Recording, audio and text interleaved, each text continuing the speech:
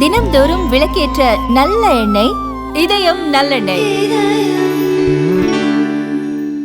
எடப்பாடி காவல் நிலையம் எதிரே உள்ள தனியார் விடுதியில் தங்கி பள்ளி கல்லூரி மாணவர்களுக்கு போதை ஊசி மற்றும் மாத்திரையை விற்பனைக்காக வைத்திருந்த 5 பேரை போலீசார் கைது செய்தனர்.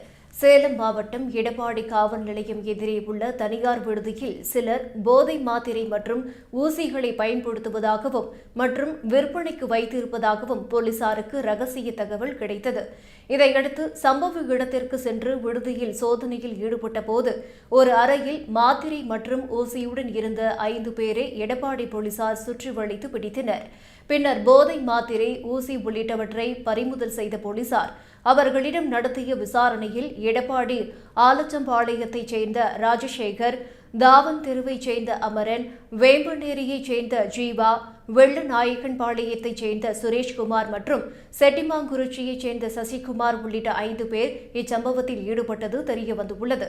இதையடுத்து எடப்பாடி போலீசார் போதை மாத்திரை மற்றும் ஊசிகளை விற்பனைக்காக வைத்திருந்த 5 பேர் மீதும் வழக்கு பதிவு செய்து அவர்களை கைது செய்தனர். இதுகுறித்து பேசிய போலீசார், போதை மாத்திரை மற்றும் ஊசி ஆகியவற்றை குறைந்த விலைக்கு வாங்கி வந்து பள்ளி மற்றும் கல்லூரி மாணவர்களுக்கு அதிக விலைக்கு விற்பனை செய்து வந்துள்ளனர்.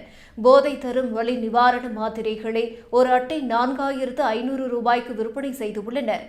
எங்கிருந்து போதை மாத்திரைகளையும் போதைப் பொருட்களையும் வாங்கியுள்ளனர், யாருக்கெல்லாம் விற்பனை செய்து உள்ளனர் என்பது குறித்து விசாரணை நடத்தப்பட்டு வருகிறது என்று தெரிவித்தனர்.